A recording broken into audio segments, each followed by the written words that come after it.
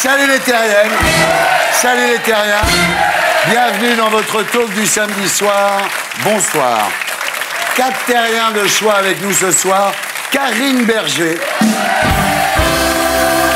Berger, bonsoir. Vous êtes députée PS des Hautes-Alpes et vous êtes ici ce soir pour nous annoncer que comme le FN ne veut plus qu'on dise qu'il est un parti d'extrême droite, le Parti socialiste ne veut plus qu'on dise qu'il est un parti de gauche. Vous savez pourquoi Marine Le Pen ne veut plus qu'on dise que le Front National est un parti d'extrême droite? Parce que c'est un vrai problème pour elle. Non, c'est parce qu'elle veut laisser la surprise. Daniel Auteuil et Richard Berry. Bonsoir. Très heureux de vous avoir tous les deux ce soir. Vous êtes magnifiques. On dirait une publicité pour le mariage gay. Mais on y a pensé. Et Mathieu Madénian. Mathieu, bonsoir. Vous êtes humoriste.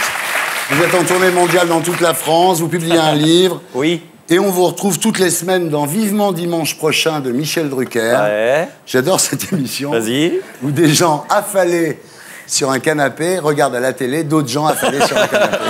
C'est ça, c'est la définition. En P3, après le zapping et Gaspard Proust, nous accueillerons notre invité du samedi 20h ce soir, Jonathan Destin, harcelé pendant des mois à l'école, qui a tenté de mettre fin à ses jours en s'immolant par le feu. Nous sommes ensemble jusqu'à 20h25 avec les Raymond de Fortune.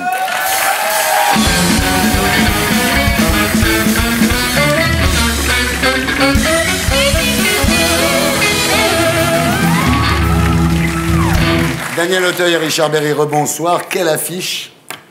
Vous n'avez pas vu ça depuis les pubs du Crédit Lyonnais, je crois. Alors, pour votre pièce, Nos femmes d'Eric Assous, mise en scène par Richard Berry, actuellement à l'affiche du Théâtre de Paris. Vous avez fait de la promo sur tous les plateaux de télé, ce qui m'évite d'avoir à vous poser les mêmes questions qu'ailleurs. Donc, Richard, je ne vous parlerai pas de votre disque, de votre mariage avec Jean Manson, en blanc, avec des fleurs dans les cheveux, sur une plage de l'île Maurice, Richard. Bien sûr, oui. Je ne vous en parlerai pas. Ah, merci. Je ne parlerai pas de votre pub pour le yaourt. Ça vous choque de voir Richard Berry manger un yaourt? Non, ça nous choque moins que Richard Berry dans l'Américain. Je ne vous parlerai pas du rein que vous avez donné à votre sœur. Ça vous a dispensé de cadeaux de Noël pendant combien d'années, ça? Non. Ça m'empêche pas d'en faire, non, non. Oui. Quand même. Pareil pour vous, Daniel. Oui. Je ne vous parlerai pas de votre disque. Et c'est dommage. Des sous-doués. Et c'est encore dommage. De votre amitié avec Dave. Eh oui. Vanina, c'est vous. Oui. Je ne vous parlerai pas des Césars. 12 nominations, mais seulement 2 victoires. Écoutez, Je ne vous parlerai pas de votre refus du rôle finalement interprété par François Cluzet dans Intouchable. 20 millions d'entrées. ouais. En fait, vous vouliez jouer le noir, c'est ça? Oui, c'est ça. Non, je ne vous parlerai pas de tout ça. Je vous parlerai de votre pièce, Nos femmes, d'Eric Assous, mise en scène par Richard Berry au Théâtre de Paris. Je l'ai vue. Je témoigne que c'est excellent. Et d'ailleurs, 1100 personnes tous les soirs applaudissent debout pendant 20 minutes. C'est incroyable. C'est un triomphe. Voilà, ça s'appelle comme ça, modestement, un triomphe. Très modestement. C'est la pièce de la rentrée. Enfin, faut dire quand même que vous mouillez votre chemise, hein, vous y allez. Hein. Oui, oui, c'est ça. La pièce est drôle, elle est forte, elle est formidablement bien montée, comme nous. Qu'est-ce que tu en sais? Alors, j'ai un jingle pour vous. Spécial dédicace.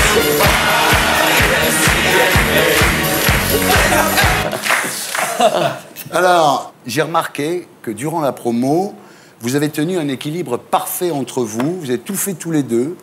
Et donc, vous allez répondre ensemble à mes questions de façon à ce qu'il n'y ait pas de jaloux. Ça va? Bien. Bien. Vous pouvez me faire le pitch de la pièce? Alors, ce sont deux amis qui ont l'habitude de jouer aux cartes tous les vendredis soirs. Ils attendent le troisième qui n'arrive pas. Et quand il arrive légèrement aviné, hagard, il leur annonce qu'il a tué sa femme. Et voilà. Ouais. J'ai un truc plus simple, hein. Attendez à 9h, 9h10, 9h30, rien, pas de Simon, pas d'appel. Qu'est-ce qui se passe? Et puis quand il arrive, il nous explique. L'horreur, quoi. On était catastrophés, épouvantés. On se regardait. Qu'est-ce qu'on fait? Il fallait prendre une décision rapide, une décision pas facile.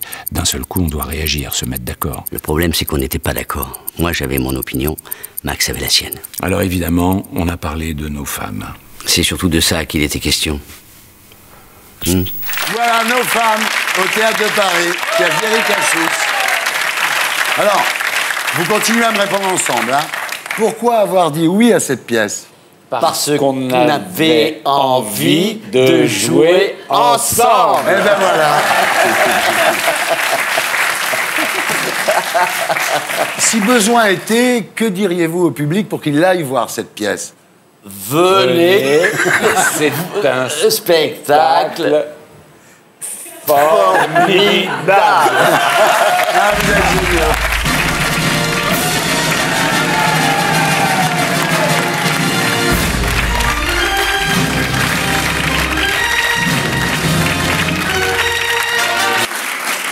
Alors, vous êtes nés la même année, vous vous êtes croisés durant votre carrière, mais c'est sur le tournage du film de Philippe Claudel Avant l'hiver, qui sort d'ailleurs le 27 novembre, que vous avez vraiment fait connaissance.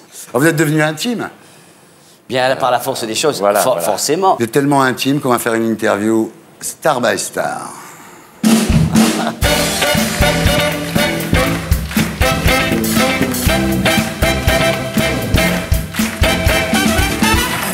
Alors, je vais poser ma première question, n'est-ce pas? Salut Richard, tu vas bien? Eh ben écoute, en ce moment, ça va plutôt très bien, ouais. Oui, oui. Et toi? Ah, La moi question aussi, était moi bonne. je vais bien.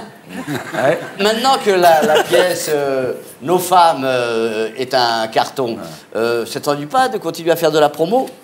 Écoute, faire Salut les Terriens, c'est quand même formidable. Cool. Oui, oui, oui. Au fait, tu crois que les gens viennent pour toi ou pour moi?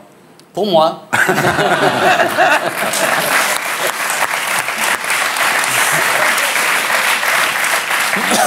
À ton âge, t'es pas trop fatigué par la pièce Si. Mais avec ce que je prends avant, je suis en pleine forme. Mais toi, avec la mise en scène en plus et ton rein en moins, tu dois être crevé, non? Pas du tout. Alors franchement, je suis en pleine forme. Et puis t'as pu le constater, Daniel. Je suis en bien meilleure forme que toi, quand même, Oui, ça- d'une manière générale. Alors, tu as gardé un bon coup de rein, surtout. Voilà. Et toi, ta femme, Aude, on peut le Oui, dire oui, quand oui, même. Aude. Elle supporte cette vie Écoute, jusqu'à présent, oui. Elle sait que vivre avec une rockstar, c'est pas un truc simple. Et la tienne, elle ne t'épuise pas trop? Écoute, hier soir, si, un peu, je dois dire. Mais j'aime bien, moi, en fin de compte, ce genre de fatigue. Très bien. Si ça se passait mal avec nos femmes, tu crois qu'on pourrait finir ensemble, tous les deux? Eh bien, pas finir, commencer. C'est vrai. Tu préfères quoi chez moi? N'écoutez pas, Karine. Il faut dire qu'on a passé les vacances ensemble. Je t'ai vu en maillot de bain. Bon. Ton nez. Ah, bravo. Et toi, qu'est-ce que tu aimes le plus chez moi? Ton nez aussi. Tu sais qu'en général, c'est proportionnel. Enfin, Oui. bon, ouais. Mais tu es d'accord que ma réputation de méchant est surfaite, non? Oui, alors ça, oui. En fait, tu es l'homme le plus généreux que je connaisse. Et surtout, tu as un caractère très entier. C'est-à-dire que tu n'es pas du tout conciliant. Tu dis ce que tu penses.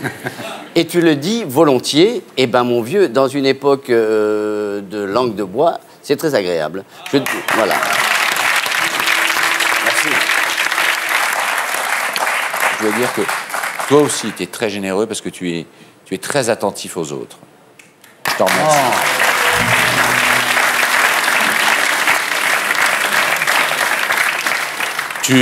Tu aimerais qu'on remette ça tous les deux au théâtre? On peut le remettre où tu veux.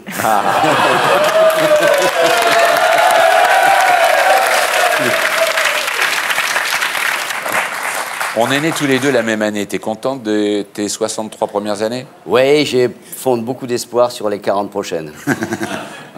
Alors, qu'est-ce que tu veux absolument faire dans le temps qui te reste, d'ailleurs, justement? À faire l'amour. Pas avec toi, hein, mais aimer, Voilà. aimer, jusqu'à la déchirure. Au secours, Dave sort de ce corps. Aimer, voilà, aimer. Et toi, mon cher Richard, ton souhait le plus cher, c'est quoi? Écoute, ce serait de pouvoir faire l'amour le plus longtemps possible, Ah, tu justement, vois, hein. Jusqu'à ce que mort s'en suive. Tu crois qu'on a bien vendu la pièce? Bon, écoute, ça, franchement, on s'en fout. Oui. Ça marche tellement bien qu'on n'a pas besoin de la vendre, la pièce. Là, ça y est, elle se vend toute seule. Et j'ai une dernière petite question à te poser, c'est... tu l'aimes bien, toi, Ardisson? Mais je l'aime bien, mais il m'emmerde un peu avec ses questions. Bravo. Voilà, c'était la paire de SLT. On se retrouve après la pub pour discuter de l'actualité de la Terre. A tout de suite.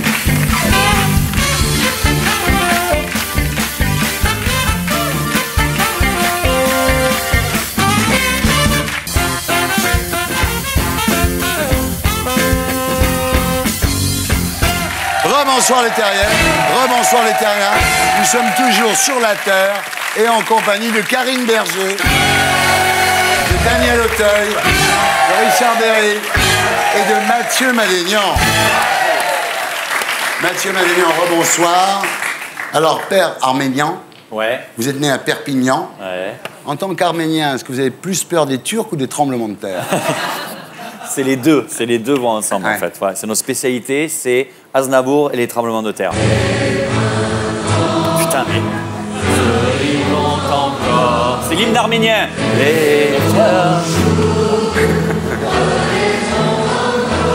Putain, eh ben... Ça c'est classe. Alors, quand vous étiez petit, à Perpignan, un jour, vous avez vu André Lamy chez Drucker et vous vous êtes dit, c'est ça que je veux faire plus tard. Eh bien, vous avez réussi. C'est arrivé, vous triomphez tous les dimanches chez Michel Drucker. Vous êtes heureux avec Michel? Ça va, c'est le pied absolu. Ouais. Vraiment. Ouais. Et alors là, il n'y a pas de blague, je fais exactement ce que je Oui, veux. en plus, quand les invités demandent de couper, Michel dit non. Je suis libre. Voilà. Et quand ça coupe, c'est moi qui vais voir parce que c'était pas marrant ou voilà, c'est tout. Donc, Je il suis, a une réputation de lèche-cul, mais c'est pas vrai. En fait, je sais pas, soit c'est ça, soit il entend pas mes blagues. Alors, vous dites, en parlant de Michel Drucker, c'est quand même le seul lien existant entre l'ORTF et Internet. C'est C'est ça, fou. hein. Mais je crois que même son premier invité, c'était Jésus-Christ. Ah, dimanche. Est-ce qu'il vous reconnaît? Ouais, il m'appelle Laurent Gérard, mais... Tant qu'il ne vous confond pas avec Aznavour. Hein. ou Roumanoff. La semaine dernière, il a invité Claude François et quand il a vu que Claude n'est pas venu, il était de très mauvaise humeur. C'est vrai. Il était très déçu, ouais. Donc vous êtes désormais chez vous, Mathieu, sur le canapé rouge. Alors Michel va le changer. Regardez de nouveau. Non, mais c'est bien. C'est bien, hein? Mais quand tu reçois Enrico Macias, ça l'habituera. Mais... C'est fou parce qu'en démontant l'ancien canapé, ils ont trouvé un string de Faustine Bollert. C'est incroyable. C'est génial pour vous, Drucker, parce que vous pouvez faire les mêmes vannes d'une semaine sur l'autre. De toute façon, le public, il s'en souvient pas. C'est ça. Oui, c'est ça. C'est le même public, d'ailleurs, tout le temps. Hein. Oui, c'est ça. J'ai l'impression qu'ils mettent une bâche et chaque semaine, ils enlèvent la bâche et ils retirent les corps. Mais Drucker, il paraît qu'il a peur que ses invités meurent entre le mercredi et le dimanche. C'est le problème. C'est le problème. problème. C'est pour ça. Alors Mathieu, vous êtes ici ce soir pour un livre intitulé Le pire de l'année, publié au Cherche Midi, où vous rassemblez toutes les conneries que vous avez racontées chez Drucker. Ouais. C'est un peu un livre à la graffeuse quand même, non? Non, on a rajouté plein de trucs, il y a plein de nouveaux... Il y a une bande dessinée, c'est pour faire un souvenir en fait. Ah oui, voilà, d'accord. c'est ça. C'est un beau cadeau de Noël. C'est un très beau cadeau de juillet, enfin Ouais. beau cadeau en général. Alors avant de faire comique, vous avez été avocat. Vous Ouais. n'étiez pas crédible avec votre accent dans les prétoires. À cause de vous, ils ont failli rétablir la peine de mort. En tant qu'avocat, vous défendriez votre livre comment, Mathieu? Il faut l'acheter Oui. parce qu'il est très marrant Oui. et grâce à ça, ça permet d'augmenter le PIB arménien. Ah. Et je trouve que c'est pas mal. Bah, il n'est pas haut, très haut. le Il n'est pas pays très haut. arménien. Pas très haut. Alors effectivement, c'est très drôle. J'ai noté quelques... La SNCF fête ses 75 ans, 45 ans si on compte les grèves. J'ai eu un rencard avec un top modèle. Enfin, c'était pas tout à fait un rencard. On a juste dîné et vu un film. Après, on a atterri. 19% des femmes ont un orgasme dans les 2 premières minutes. J'ai pas de vanne, mais est-ce que je pourrais juste avoir l'adresse d'une de ces bonnes femmes? Et la dernière, c'est Michel Drucker. Michel Drucker n'a jamais fait d'enfant parce qu'il y a déjà beaucoup de Drucker à la télé, quand même. Ouais, c'est ça, exact. Bon, il y a le livre et puis il y a toujours le spectacle. Hein. Vous êtes en tournée mondiale dans toute la France. Ouais. On va regarder à quoi ça ressemble. On pouvait dire ce qu'on voulait de Ben Laden, mais honnêtement, le mec était fort. Le mec, c'était le chef des kamikazes, et lui-même, il n'était pas kamikaze. C'est beau quelque part. Non mais qu'est-ce qu'il disait aux mecs pour les motiver? Mustapha, te prends pas la tête. T'essaies une fois, si ça te plaît pas, on arrête. Alors Mathieu, Oui. vous êtes toujours en déplacement en fait, donc vous avez du mal à joindre les gens, etc. Vous bossez beaucoup avec votre boîte vocale, donc on va faire une interview boîte vocale.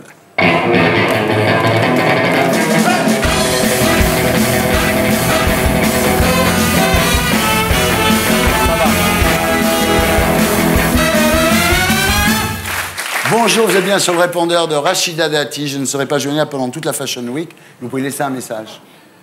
Oui, Rachida, c'est Mathieu. Ben voilà, je t'appelais pour te dire, c'est moi le père.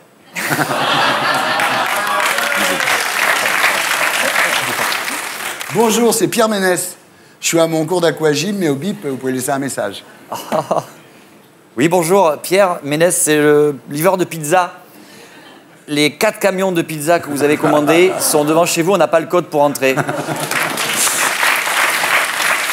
Bonjour, vous êtes bien sur le répondeur de Teddy Riner. Je vous conseille de laisser un message gentil. Teddy Riner, t'es une grosse tafiole, voilà. Et je veux te péter la gueule, voilà. Je m'appelle Thierry Ardisson, tu peux me rappeler. Bonjour, vous êtes sur le répondeur de Manuel Valls. Je suis actuellement à un concert des Gypsy Kings. Vous pouvez me laisser un message. Manuel, s'il te plaît, arrête de nous embêter, s'il te plaît. Bonjour, le répondeur de Zlatan. Vous pouvez laisser un message. Zlatan, c'est Mathieu Madénian. Bon, tu sais que je suis supporter de l'Olympique de Marseille, mais je trouve que tu es un super grand joueur. Voilà, je respecte le Paris Saint-Germain et je pense que vous serez champion d'Europe. Bisous. Bonjour, vous êtes bien sur le répondeur de Mimi Mati. Je peux pas répondre, j'arrive pas à attraper le téléphone. Déjà, la vanne est là. Ouais, Mimi Mati, salut, c'est Mathieu.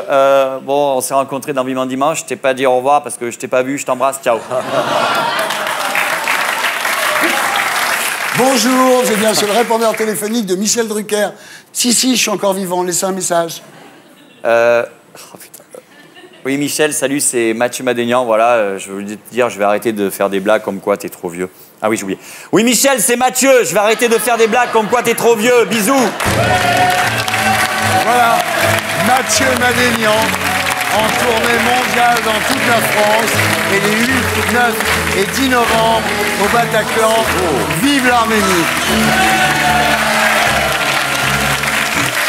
Karine Berger, bonsoir. Bonsoir. Vous êtes députée des Hautes-Alpes, donc vous siégez tout en haut de l'hémicycle. Non, je suis au milieu et je suis sur un siège un peu particulier parce que c'est celui qui a été notamment occupé par François Mitterrand. Oh là là! Sympa. Ah oui, Sympa. C'est classe. Ouais. Alors vous êtes député PS, vous êtes plutôt à la droite du PS, enfin comme tous les gens du PS. J'ai l'impression que je suis vraiment dans la ligne. Moi, je suis hollandaise, donc vraiment, c'est... Voilà. D'accord. Très bien. Alors PS, vous êtes en charge des questions économiques. Vous qui connaissez bien François Hollande, pouvez lui dire qu'avec les impôts, là, on commence à être un peu ric-rac et que bientôt on va être obligé de vendre ses organes, vous savez ça. Alors, Richard, vous qui avez soutenu François Hollande, vous le soutiendrez jusqu'à quel taux d'imposition? Ça y est, 80%? J'avais envie d'annoncer que j'étais de moins en moins socialiste. Ah. Eh oui. Alors, Karine, vous publiez chez Odile Jacob avec Valérie Rabault La France contre-attaque, ces entreprises qui inventent le millénaire.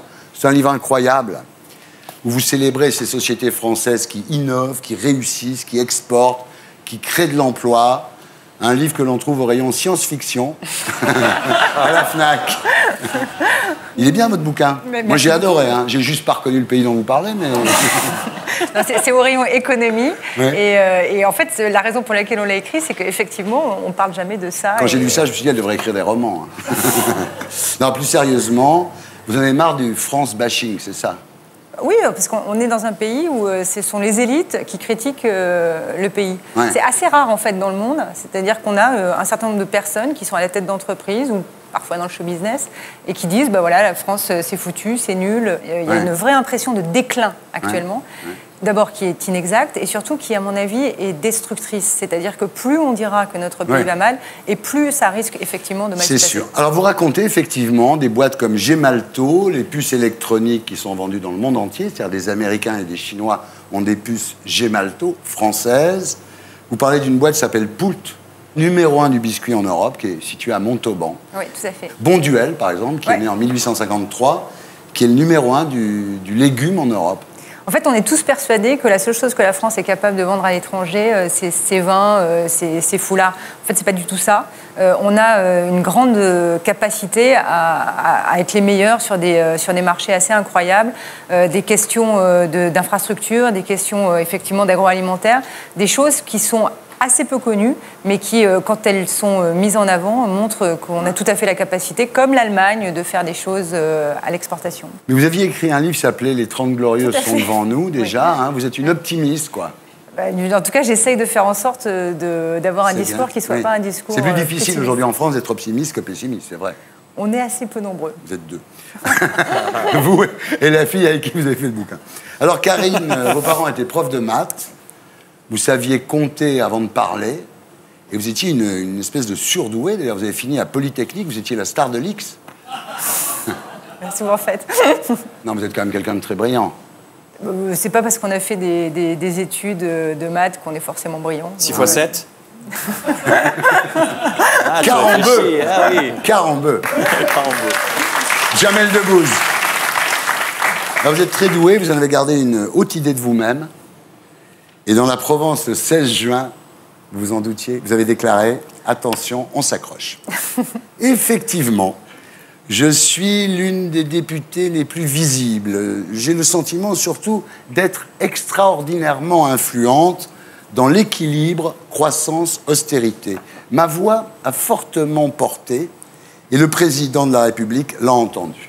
J'avoue que cette capacité à faire bouger les lignes, dès la première année de mon élection, a surpris.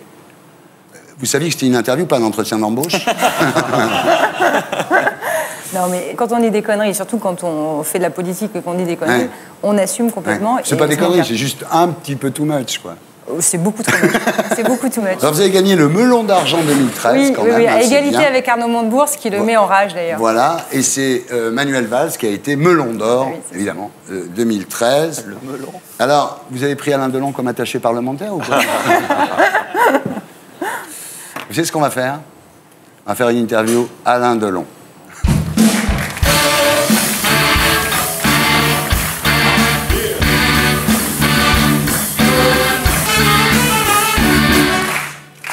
Bonsoir Karine Berger. Alors avant tout, sachez que nous sommes, nous, très fiers que Karine Berger ait accepté de nous faire l'honneur de venir dans cette émission ce soir et de venir nous parler, parce que nous savons que la parole de Karine Berger est précieuse. On dit qu'Arnaud Montebourg envie Karine Berger, c'est vrai? Je crois pas, non. On dit que Karine Berger accepterait désormais le poste de Premier ministre de la part de François Hollande. Est-ce que Karine Berger confirme cette rumeur? Qu'est-ce que je peux répondre à ça? Jean-Marc Ayrault est un très bon Premier ministre. Non, laisse tomber, Jean-Marc Ayrault. Karine. Oh non. Non, Karine. Jean-Marc Ayrault est un très bon Premier ministre et je pense qu'il faut surtout qu'il continue. Je pense qu'on s'en apercevra quand il sera plus là. Et je pense qu'il faut qu'il continue. Est-ce que Karine Berger pense avoir bientôt une grande avenue à son nom? Dans les Hautes-Alpes. Voilà, c'est ça, à Chorges. C'est ça, j'essaie à Chorges, dans les Hautes-Alpes, ça me ferait super plaisir. Donc, Cathurie, je pensais à moi. D'accord. Dernière question, quand Karine Berger sera-t-elle présidente de la République? Peut-être dans un jeu ou dans une chanson, pourquoi pas.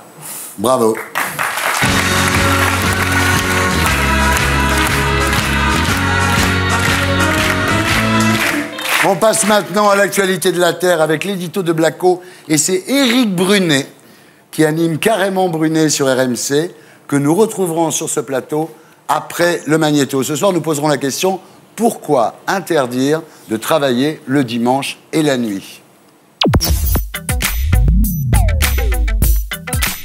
Je hais les dimanches, je hais les dimanches. Pourquoi interdire de travailler le dimanche? Il y a des fois, on a du mal à comprendre. Prenons le cas des magasins de bricolage. Il y a des manifs de salariés qui voudraient bosser le dimanche. On est volontaire. 80% des Français les soutiennent et pourtant, la loi interdit de vendre des perceuses ce jour-là. En théorie, le dimanche, personne n'a le droit de travailler. Sauf qu'en réalité, il existe plus de 180 dérogations qui autorisent certaines professions à bosser ce jour-là. Les magasins de jardinage ont le droit d'ouvrir pour vendre leurs tondeuses. En revanche, interdiction de vendre des perceuses, car les magasins de bricolage, eux, n'ont pas de dérogation. Quand on pose la question aux Français, ils deviennent complètement schizophrènes. D'un côté, 56% des Français refusent de travailler le dimanche. Vous seriez favorable à travailler le dimanche?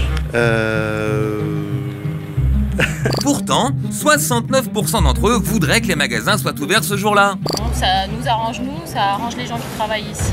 En tant que salarié, on voudrait se reposer tous les dimanches. Mais en tant que consommateur, on voudrait que les autres continuent de bosser pour que les magasins restent ouverts. Après tout, sur Internet, on peut faire du shopping 24 heures sur 24, 7 jours sur 7. Alors, pourquoi c'est pas pareil dans la vraie vie? Ah oui, c'est bien.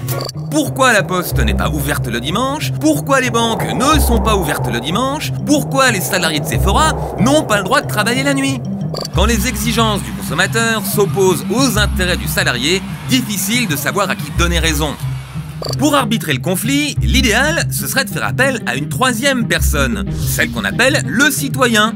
Il suffirait d'organiser un référendum sur la question du travail le dimanche. Malheureusement, même si les bureaux de vote sont ouverts le dimanche, du matin jusqu'au soir, en ce moment, les citoyens ont tendance à s'abstenir. Voilà, c'était l'édito de Blacko, mise en image de Julien Grappe. Éric Brunet, bonsoir. Vous animez Carrément Brunet du lundi au vendredi à 13h sur RMC. Bienvenue parmi nous. Alors Mathieu Madénian, vous qui travaillez avec lui, comment Michel Drucker a-t-il réagi quand il a appris que certains demandaient sa fermeture le dimanche? Lui, il est contre le travail le dimanche parce que si les gens bossent le dimanche, il n'y aura plus personne pour le regarder voilà. le dimanche. Donc, très important pour Drucker. Alors Éric Brunet, on va commencer par la lettre que vous avez adressée à François Hollande pour demander la libération du travail le soir et le dimanche. Alors on prend les points de votre lettre. D'abord, ça répondrait à l'évolution du mode de vie. C'est-à-dire que le shopping aujourd'hui c'est devenu un loisir familial. Et puis le soir on fait du shopping en vitesse en rentrant du boulot, première chose. Ensuite, dites-vous, ça relancerait l'emploi. Au Canada, on a gagné 3,1% d'emplois. Et aux États-Unis, 4,5. Donc, effectivement, dans un pays qui compte tellement de chômeurs, ce serait peut-être pas une mauvaise idée. Ensuite, ça augmenterait le pouvoir d'achat des salariés, puisque les salaires horaires, le dimanche, sont de 150%. Ça augmenterait le chiffre d'affaires des commerces concernés, évidemment, et ça éviterait aux touristes d'aller faire leur shopping à Londres ou à Rome pendant le week-end. Et enfin, ça renforcerait l'attractivité touristique de la France. Bref, pourquoi l'État interviendrait-il dans la vie des citoyens? Pourquoi l'État ferait-il notre bonheur contre nous? En fait, on peut choisir quand on veut bosser, c'est un droit de l'homme. Tout à fait. C'est ça que vous dites. Ouais. Liberté, égalité, fraternité. Et dans ce triptyque républicain qui commence par liberté, on oublie tout le temps la liberté. On parle sans arrêt d'égalité. Ah, oui. Ça, l'égalité tous les jours. La liberté fondamentale de dire, tiens, moi, mon mode de vie en 2013... me donne envie de travailler soit le soir, soit le dimanche, parce que pour plein de raisons, l'équation du bonheur familial avec papa, maman, les deux enfants qui vont au musée le samedi et le dimanche, ça ne me plaît pas. Eh bien, je veux dire, ça c'est une liberté fondamentale, mais on ne peut pas. La gauche dit, mesdames, messieurs, vous pensez que vous êtes libre. En réalité, vous êtes manipulé par le patronat, ces grandes enseignes qui gagnent de l'argent sur votre dos. C'est pas bien. Vous n'avez pas de libre arbitre. Au fond, vous êtes manipulé, ce qui est absurde. Ce que Éric Brunet oublie de dire, c'est qu'il y a il risque d'y avoir beaucoup de gens qui ont, eux, pas du tout envie de travailler le dimanche, mais qui n'auront plus les moyens, parce qu'ils n'ont pas la force de négociation, tout simplement, dans leur entreprise, de dire non.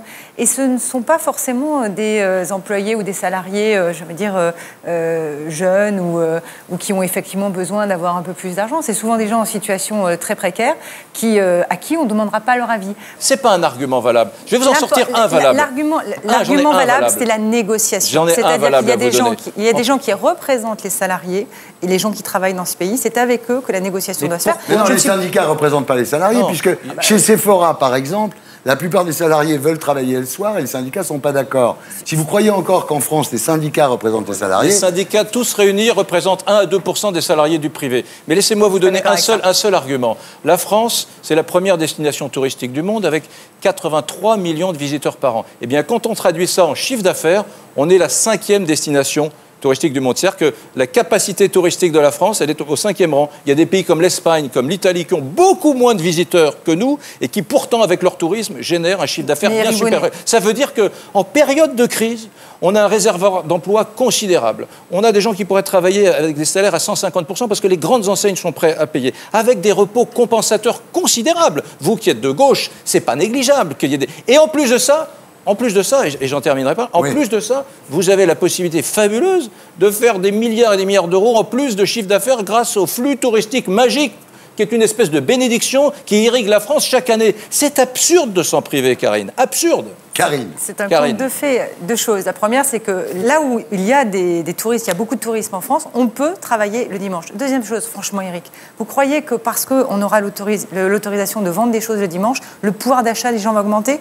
Dans le porte-monnaie, qu'on soit le lundi, le mardi, le mercredi ou le dimanche, c'est sûr, quand on a 10 euros dans son porte-monnaie, que les magasins soient ouverts ou pas, c'est pareil. C'est la même chose. Il n'y aura pas d'augmentation du chiffre d'affaires, tout simplement parce que les gens, ils dépensent ce qu'ils ont et ils dépensent pas plus. Alors, moi c'est vrai, j'ai vu un mec le jour à la télé, on lui dit, mais c'est important le dimanche pour que vous puissiez vous cultiver, voir vos enfants. Le mec, il dit, attendez, vous ne mêlez pas de ça. Moi, mon fils, je l'ai le mercredi, on va dans des musées ensemble, et c'est pas à l'État de me dire quand je dois aller avec mon fils dans un musée. Si je veux y aller le mercredi, c'est mon problème. Et c'est tout le problème, en fait, c'est l'influence de l'État sur la vie des citoyens. Et c'est vrai que la République est assez présente dans la vie des citoyens, et c'est vrai que les socialistes encore plus. La République, c'est la décision en commun. Donc, je veux dire, les citoyens décident effectivement, et c'est une tradition en France, que le repos, c'est plutôt le dimanche. Il ne s'agit pas d'interdire aux gens de travailler dimanche, il s'agit de faire en sorte de préserver ce qui a été choisi il y a très longtemps et qui continue, d'après les sondages, à être choisi, c'est-à-dire le droit de se reposer le dimanche. Alors, Richard Berry, vous êtes pour ou contre? Non, moi, je suis pour le travail le dimanche. Je trouve ça aberrant dans une période de crise comme celle qu'on traverse en ce moment. On n'ait pas la possibilité de travailler quand on a envie de travailler, je veux dire. Et je crois qu'il y a autre chose qui s'ajoute à ça. Vous dites, bien sûr, le tourisme, mais le nombre de gens qui ont envie d'aller acheter le dimanche. Daniel? Effectivement, si on oblige les gens à travailler le samedi, effectivement, c'est terrible. Mais je crois que votre opinion c'est quelque chose d'idéologique, parce que on voit bien quand les deux parlent, les arguments, il n'y a pas d'argument à part le repos obligatoire, je veux dire. C'est juste idéologique, et ce n'est pas pratique. Et monsieur est pratique. Ce qui est drôlement intéressant, on parlait d'idéologie à l'instant, c'est que la droite, elle n'est pas sur le coup du tout. Hein. Non. Copé récemment a dit non, mais le travail du dimanche, il ne faut pas trop y toucher. Parce qu'ils ont une base d'électeurs qui est catholique. Donc ils disent, si on touche au dimanche, on va avoir les cathos contre nous. C'est pour ça, c'est tout. Donc, ces gamines de Sephora, moi j'étais très ému, elles pleuraient. Bon, il n'y a plus personne qui les défend. Aucun syndicat. La CGT dit, tout ça vise à contraindre le consommateur à un temps utilitariste où l'unique but de la vie hors du travail serait la consommation à outrance. C'est faire croire que le bonheur passe par l'acquisition d'un bien. C'est ce que vous pensez, vous? Non, moi, ce que je pense, c'est que la liberté, c'est aussi la liberté de ne pas travailler le dimanche. Mais encore une fois, je pense qu'on sous-estime le rapport de force en question. Enfin, le marché du travail, c'est un rapport de force. Et le rapport de force, il doit se faire avec une négociation... c'est assez marxiste, comme concept. Le marché du travail, il y a un rapport de force. Ce que vous craignez, c'est quoi? C'est un rapport contractualisé. Moi, je dirais que c'est un rapport contractualisé. Je crois que même le plus libéral comme vous reconnaîtra qu'il y a quelqu'un qui a une négociation avec un contrat, donc un rapport de force. Oui, mais... La question, elle est la suivante. En France, heureusement, on a des lois qui protège les gens contre le fait de travailler plus de 6 jours par semaine. Voilà. On a un certain nombre de règles, c'est le Code du travail, et ça protège, ça met en sécurité beaucoup de gens contre des abus. C'est sur ce socle-là que la négociation doit porter. C'est-à-dire comment faire en sorte que les droits de ceux qui n'ont aucune voix au chapitre dans leur entreprise soient quand même protégés, y compris si on donne plus de flexibilité. On est d'accord, si les gens ne veulent pas travailler, on ne va pas les obliger. Mais ce n'est pas facile quand on est... Enfin, la plupart des gens, excusez-moi, la plupart des gens qu'on voit interviewer chez Sephora, dans les magasins de bricolage, etc., ils disent, nous, on veut travailler. Non. Alors, vous n'allez pas me dire qu'il y a un patron avec un flingue sur la tempe. Mais on est d'accord, c'est-à-dire que la négociation doit porter bel et bien sur l'exception. Ah, t'es pas pour l'exception? Non, je ne suis pas pour l'exception parce qu'il faut bien comprendre que dans un pays où on a un code du travail aussi nourri, aussi dense que le nôtre, enfin franchement, personne, aucun salarié ne présente le risque d'être dans la situation demain, de travailler dans des conditions terribles. La France est le pays le plus protecteur dans le domaine du droit du travail. Avec des gens comme vous, il est évident que jamais personne ne sera dans une équation difficile et contraignante. Alors, ce qu'il faut dire, c'est que le président Hollande, dans sa grande sagesse, a demandé un rapport, parce qu'en France, maintenant, dès qu'il y a un problème, on demande un rapport. Donc, voilà, on a demandé un rapport à M. Bailly, qui dirigeait la Poste. Et donc, à l'issue de ce rapport, donc, c'est vrai qu'à la Poste, ils ne bossent pas le dimanche. Hein. Et alors, non mais, sérieusement, donc, à l'issue de ce rapport, donc, vous allez faire une loi, vous allez faire quoi? Non, mais il y a déjà beaucoup de textes. Il faut savoir que les exceptions au travail de dimanche, je crois que c'est 23 pages du Code du travail, juste comme ça. Donc, il y a quand même déjà beaucoup de choses. Je pense que le rapport de M. Bailly permettra simplement de clarifier les choses. C'est-à-dire qu'une entreprise saura très clairement si elle est dans le cas d'exception autorisée ou si elle doit se... Donc il y a des entreprises qui n'ont pas le droit, même si tous les salariés sont d'accord, on leur dira non, vous ne travaillez pas le dimanche. C'est ma position. Je pense que ça doit rester l'exception. C'est soviétique. Comment tu peux laisser passer ça? C'est l'URSS. Ah non, mais c'est soviétique. Malheureusement, les salariés qui rêvent de continuer à travailler le dimanche ont déjà perdu le match d'avance, puisque, encore une fois, tous les syndicats, et ça je trouve ça assez honteux, tous les syndicats sont contre le travail du dimanche et en soirée, les partis de gauche et les partis de droite sont contre. Donc j'ai envie de dire que c'est cuit. Donc ça sera comme aujourd'hui, en fait. Ça sera comme aujourd'hui. Donc il ne va rien se passer. Ça sera pire, je pense que ce sera pire. Ça va être pire. Oui, je pense. Mais très bien. Éric, merci d'avoir été avec nous. Voilà, c'était la P2 de SLT. On se retrouve après la pub avec nos amis Gaspard Proust et notre invité du samedi 20h. Ce soir, Jonathan Destin, harcelé pendant des mois à l'école, qui a tenté de mettre fin à ses jours en s'immolant par le feu. À tout de suite.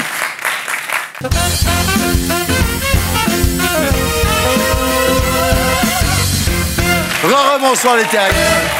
Bonsoir les terriens. Nous sommes toujours en compagnie de Karine Berger, de Daniel Auteuil, de Richard Berry et de Mathieu Madénian. Et nous accueillons notre invité du samedi 20h ce soir, Jonathan Destin. Bonsoir.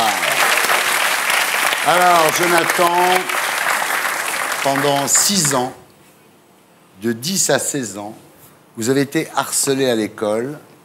Vos bourreaux vous ont battu, ils vous ont racketté, ils ont menacé de tuer vos parents si vous parliez. Pendant 6 ans, vous n'avez rien dit à personne.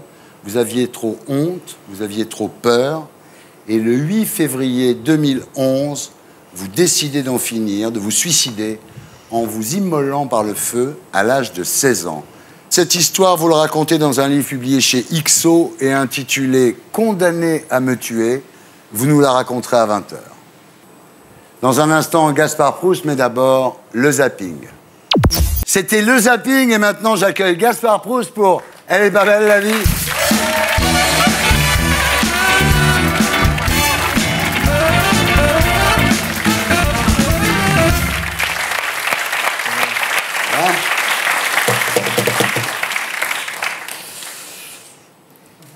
C'est la fête. Ouais. Non, moi, là, je suis tellement content que je pourrais te faire l'apologie littéraire de Télé 7 jours. Ah ouais. Parce que je suis un peu gêné. D'habitude, je finis par les bonnes nouvelles. Ouais. Mais parce que des fois, c'est rare. Parce que des fois, il y a des événements comme ça, tu sais, on les attend. Ah oui. Et tu dis, ça va pas venir. Et je sais que tous les Français partagent cette joie. Et je suis sûr qu'ils ont tous pris un jour de congé quand ils ont appris la nouvelle. C'est confirmé. Nicolas est innocent. Ouais. Innocent. Et... Non mais... Putain, il va revenir, quoi. Tu vois, il est à l'île d'Elbe, il rassemble les grognards, il va marcher sur Paris, foutre dehors le bolchevique félon, ça va être quelque chose d'extraordinaire. Non, mais c'est un peu d'espoir. Parce que tout a arrêté de fonctionner, hein, depuis le putsch de l'homme qui faisait la pluie et le crachin, ça allait plus. Moi, je savais qu'il avait rien faire. C'était pas possible. Un mec de sa classe, sa pudeur. Sarko, c'est un chanoine, il allait pas escroquer la momie princesse de la laque anti-ride, là, c'est pas possible. Non. Et quand bien même il lui aurait chouré du blé à la Bettencourt, hey, je veux dire, il l'a quand même sorti de Colombie. Ouais. Alors ça va, quoi. Attention. Qu'on ne se méprenne pas. Je ne suis pas partisan. Hein. Non. La gauche, depuis 1 an et demi, elle a fait des trucs vachement bien aussi. Hein. Elle a perdu toutes les élections. Non, mais il se prépare. Hein. J'ai entendu qu'en coulisses, là, c'est branle-bas de combat, les brainstorming. À Morano-Lefebvre, on repris des abonnements en bibliothèque municipale. Balkany est allé acheter du ciment à un baril vide pour couler Fillon dedans. Enfin, ça va être... Parce que Fillon, en ce moment, il est un peu... Il fait tout à l'envers. Hein. Ouais. C'est parce que la procédure habituelle en politique, c'est quoi? Tu dis que tu vas être candidat à la présidentielle, ensuite tu rassembles ta famille politique, et après tu racoles un peu les voix du FN au second tour. Voilà. Lui, non. GPS, politique détraquée. D'abord, il gratte du côté du FN, ensuite il divise sa famille politique, et à la fin, il dit qu'il est candidat. C'est vrai. C'est juste. Le mec qui vient d'inventer le moonwalk politique. Bon, politique toujours, Brignoles, cantonale explosive. Le PS n'est pas au 2e tour et le FN fait plus de 40%. Alors la question que tout le monde se pose, mais qui se cache derrière les électeurs du PS? Réponse tout de suite, dans Enquête excluante. Bonjour, je suis Gaspard de la Proustelière. Ils se disent socialistes et ne s'en cachent pas. Ce soir, Enquête excluante a voulu en savoir plus sur ces militants dont les élus ne dépassent plus le premier tour de scrutin. Brignoles. D'un côté la garrigue, les oliviers, des petites gens qui vous accueillent à coups d'eux. Alors, il y a trop d'étrangers. Mais Brignoles, c'est aussi un visage plus sombre. L'accent de merde. Ce sont aussi les associations de quartier, l'engagement bénévole, la défense des citoyens, bref, le socialisme. Ces gens qui se réclament d'un homme nommé Désir, sans sucre, un nuage de lait,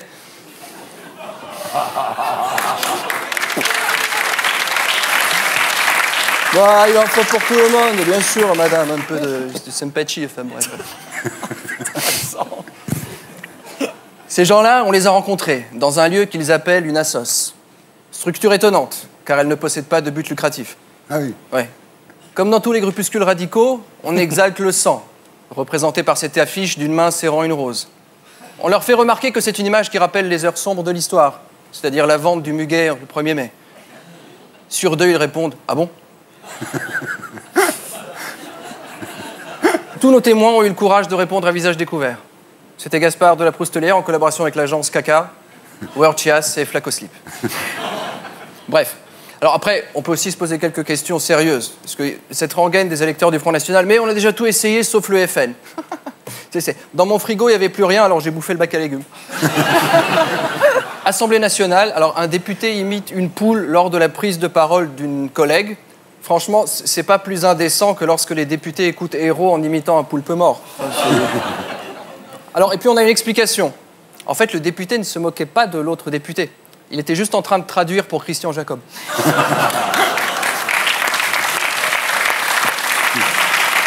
Oh. École. Un professeur en garde à vue pour images pédophiles, si on commence à stigmatiser des profs qui s'intéressent vraiment aux élèves.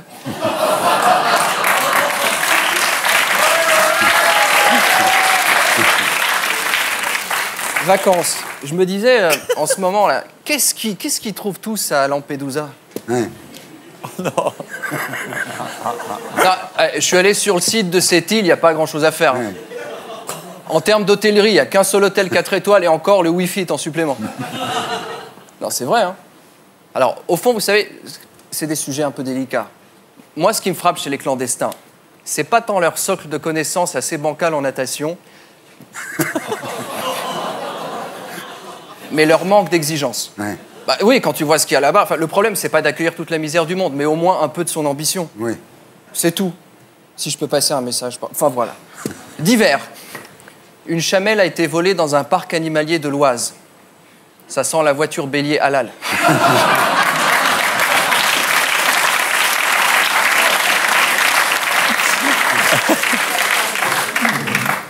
Sport. Paris va accueillir les Gay Games 2018. Bon, c'était limite, hein, il paraît que tout s'est joué lors du grand oral. Un bel événement. Non, mais n'applaudissez pas, c'est honteux. Alors, c'est un bel événement pour la télé, à part les épreuves de lutte qu'il faudra passer en crypté. Hein.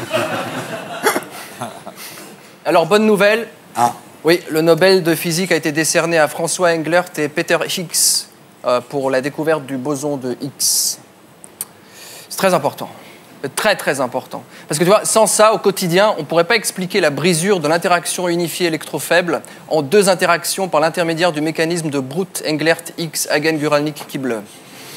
Donc j'ai envie de dire, faites du buzz au boson. Alors, la belle Lamy. Voilà, c'était Gaston Brut, que vous retrouvez ici la semaine prochaine. Et d'ici là, demain à 15h sur Canal+, et bien sûr sur canalplus.fr. Terrien. Vous pouvez suivre l'actu de l'émission et réagir sur Twitter via le compte Les Terriens et le hashtag SLT. On passe maintenant à notre invité du samedi 20h.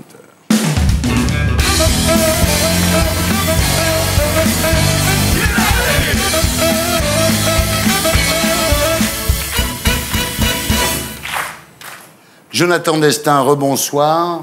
Bonsoir. Vous êtes né le 9 décembre 1994 à Lille. Votre père, Frédéric, employé à la sécurité incendie. Votre mère, Marie-Pierre, femme au foyer. Vous avez deux sœurs, plus âgées que vous, Vanessa et Aurélie. Peu de temps après votre naissance, votre famille emménage dans une jolie maison à Marquette-les-Lilles, rue de la Paix. Le seul problème, c'est que vous ne prenez jamais de vacances. Il faut payer le crédit de la maison. Votre père travaille de 7h du matin à 8h30 du soir. Et vous le voyez très peu, en fait. Oui, très peu. À l'école, vous n'êtes pas très à l'aise devant le tableau noir. Et on décèle une légère dyslexie. Oui, par rapport aux autres élèves, j'avais beaucoup de mal à répondre en classe. Vous en souffriez? Oui, beaucoup. Résultat, vous commencez à vous replier sur vous-même. Il faut dire que vous êtes un enfant assez timide, assez peureux. Oui. Vous dites, je suis né comme ça, j'ai peur qu'on me juge. Oui, exactement. Et votre famille, vous aviez peur qu'elle vous juge? Oui, aussi. Aussi, la famille aussi. Oui. Alors c'est en CM2 que vous commencez à subir vos premières brimades, des moqueries, des insultes. D'abord sur votre nom, Destin. Alors les mômes vous disent, c'est ton destin d'être nul, c'est ton destin d'être gros. Oui. À 11 ans, vous pesez déjà 70 kilos. Oui, c'est ça. Plus les autres me traitaient de gros, et ben, plus je mangeais, parce que ça me réconfortait. Alors on vous traite de gros con, de gros porc, enfin c'est très difficile. Vos parents commencent à avoir des doutes sur ce que vous subissez en dehors de la maison. Et un jour, votre maman vous suit discrètement, et ce qu'elle découvre fait froid dans le dos. C'était un matin, j'allais tranquillement à mon école. Il y avait des petits jeunes qui s'étaient cachés derrière une voiture et qui ont commencé à me jeter des cailloux. Et ça va parce que ma mère était là, elle a pu les arrêter. Et elle a été dire à leur proviseur qu'ils me jetaient des cailloux et ils ont été punis. Alors quand vous arrivez en 6e au collège, vos craintes d'avoir affaire à des grands se confirment. Et d'ailleurs, c'est vrai, les choses ne tardent pas à déraper. Un groupe de 4 vous prend en grippe. Oui. Ça a commencé d'abord par des petits gros mots par-ci par-là. Après, ils ont commencé à me taper. Des coups de pied, des coups de poing. Alors le prof principal vous dit, c'est pas grave, ils ne font que s'amuser avec toi. Oui. En fait, il s'en fout. Oui, le prof, il avait peur des autres élèves. Ouais. Je le sentais qu'il avait peur. Ouais. Une fois, un prof avait dit quelque chose sur les élèves qui m'avaient frappé. Et le lendemain, il s'est fait crever les pneus de sa voiture. Ouais, c'est ça. C'est-à-dire qu'en fait, les profs ont peur des élèves, donc ils vous laissent finalement être la victime de tous ces gamins qui vous torturent, en fait. Oui, exactement. Alors la cantine devient rapidement un enfer pour vous. Oui, il me jetait de la nourriture, de l'eau. Il me mettait des coups de pied sous les tables, des coups de poing. Ouais. Alors, vous en parlez à votre grande sœur, elle va voir un jeune pour l'engueuler, et là, c'est pire. C'est-à-dire que plus on leur dit arrêtez de faire ça, plus ils le font, Oui, en fait. plus ils continuent. Donc vous, ça vous renferme encore un petit peu plus sur vous-même. Oui. Alors, dans la cour de récréation, c'est pareil. Oui, en fait, je me cachais dans les cages d'escalier. Et le professeur est arrivé, en fait. Et il m'a dit il faut aller jouer dans la cour et il faut jouer avec les autres. Mais moi, je voulais pas lui dire que en fait, quand je jouais avec les autres, c'était pour me faire tabasser. Vous n'avez pas osé lui dire? Non. Et lui, il s'en doutait pas? Il y avait des surveillants qui le voyaient que je me faisais taper. Ouais. Mais ils disaient rien parce qu'ils avaient peur, encore une fois, des autres élèves. Alors, en classe, on vous balance des bouts de papier, on vous balance des stylos, on vous balance des gommes, on vous pique avec des compas. Oui, tous les jours. Vous étiez le souffre-douleur de la classe. Oui. Alors, il faut dire que vous êtes dans une école sans punition. Alors, évidemment, les élèves ne respectent rien et les profs laissent faire, puisqu'il n'y a pas de punition dans cette école. Pas beaucoup. Pas beaucoup. C'est vraiment rarement. Ouais. Alors, vos parents ne savent pas la vérité, mais ils perçoivent quand même votre mal-être. Ils vous changent d'école pour vous mettre dans une autre école, une classe au rythme ralenti, adaptée à vos difficultés. Mais là, tout de suite, les plus grands repèrent une proie facile, en fait. Oui. Alors, un jour, vos bourreaux vous cognent la tête contre un mur. Et le professeur est venu voir ce qu'on faisait. Et il a dit il est tombé, en fait. Alors là, évidemment, Jonathan, vous sombrez dans la dépression. Chez vous, vous passez votre temps enfermé dans votre chambre, à pleurer, oui. En écoutant du métal à tue-tête. Hein. Oui, c'est que ça qui me calmait. Ouais. Un Metallica. Alors, vos parents, en fait, ils voient bien qu'il y a quelque chose qui se passe mal, mais ils croient à une crise d'adolescence. Et vous n'osez pas en parler à vos parents. Pourquoi? Non, toujours parce que j'avais très honte et que j'avais toujours peur des représailles. Ouais. Vous dites, dans ma tête, j'étais comme dans une prison. Plus je me taisais, plus j'étais malheureux. C'est là que vous commencez à être racketté sur le chemin de l'école. En quelques semaines, un régime de terreur s'installe. Tous les matins, votre mère vous donne 5 € pour acheter un sandwich et une boisson. Et vous ne mangez pas, vous donnez l'argent à vos tortionnaires. Vous finissez même, pour avoir de l'argent, par piquer dans le sac de votre mère. Alors là, vous avez honte de vous, en plus. Oui. Ouais. À mes sœurs aussi. Alors là, vous commencez à nourrir des pulsions suicidaires et vous commencez à regarder sur Internet. Il suffit de taper « Comment se suicider ?» Oui. Le 6 février 2011, quand vous rencontrez vos tortionnaires, pour la première fois, vous essayez de vous défendre avec un canif. Oui, j'ai fait un tour sur moi-même, en fait, avec le canifle. Ouais. Et j'en ai blessé un d'entre eux, en fait. Où? Au torse. Alors là, vous vous dites, bon, ben voilà, je leur ai fait peur, je me suis débarrassé d'eux, mais le lendemain, quand vous les revoyez, leurs menaces prennent une autre ampleur. L'un d'entre eux a un revolver, il le pose sur votre crâne et il vous dit, demain, tu ramènes 100 € ou on te fait la peau. Oui, c'est ça. Déjà, 5 €, j'avais beaucoup de mal. Et donc, 100 € pour moi, c'était pas possible. Ouais. J'avais pas les moyens. Ouais. Et là, Jonathan, vous décidez d'en finir. Le 8 février à midi, vous vous rendez dans un supermarché, vous achetez une bouteille d'alcool à brûler. Quelques minutes plus tard, vous êtes au milieu d'un pré, au bord d'un canal, le canal de la Deule, et vous vous renversez le contenu de la bouteille d'alcool à brûler sur le torse. Ah oui, pour moi, c'était la seule solution. Et pas d'autre issue? Non, pour moi, il n'y avait pas d'autre solution. Vous n'avez pas pensé à aller en parler à votre maman? Non, parce que toujours, j'avais peur des représailles. Ah ouais. Vous dites à ce moment-là, je veux que mon cœur brûle et m'étouffe. Oui, c'est ça. Vous êtes rapidement une torche, la douleur est atroce, mais la mort ne vient pas. Ça vous fait tellement mal que là, vous vous roulez dans l'herbe pour éteindre les flammes. Oui, comme dans les films, ouais. Ça n'a pas arrêté les flammes. Ça continue à brûler. Oui. Vous courez vers le canal, vous sautez dans l'eau et le courant vous emporte. Ah oui, je pensais que j'allais me noyer et aller vers les péniches. Ouais. Donc j'avais très peur, j'ai commencé à crier. C'est-à-dire un instinct de survie qui dépasse votre envie de vous suicider, en fait. Oui, c'est ça. Alors le courant vous emporte, mais au moment où vous allez vous noyer, une femme sur un pont vous jette un câble. Oui. Et ce câble, vous l'attrapez. Oui. Miracle. Oui. Voilà, donc après 2 mois et demi de coma, vous revenez à la vie, avec votre corps brûlé à 72%. Vous êtes vraiment dans un sale état. Et le chirurgien vous dit, Jonathan, est-ce que tu veux vivre, oui ou non? Parce qu'à ce moment-là, vous êtes vraiment en bascule entre la vie et la mort. Oui. Et vous répondez oui. Oui. Quand le chirurgien m'a expliqué par où j'étais passé, la mort, les opérations, eh ben, il m'a dit toutes les personnes qui m'ont sauvé la vie. Et moi, j'ai dit, bah oui, il faut que je vis maintenant. Et ça vous réconcilie quelque part avec l'existence. Oui.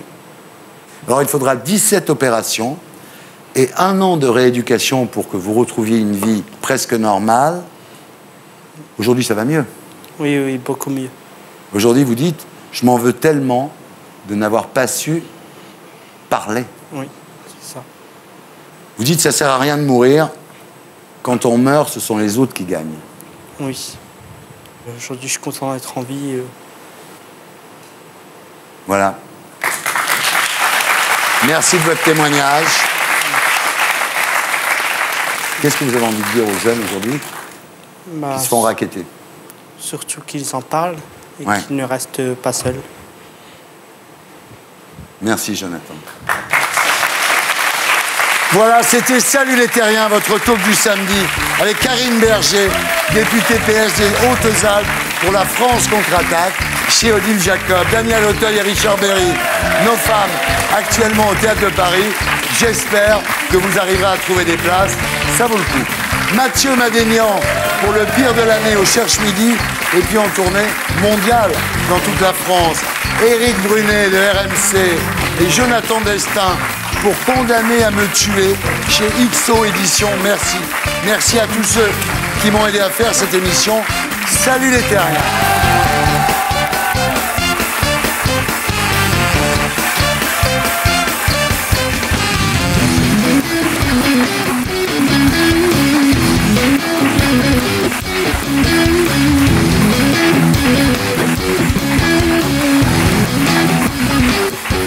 Et pour être sûr de ne rien rater de Inarditube, abonnez-vous et mettez un pouce bleu.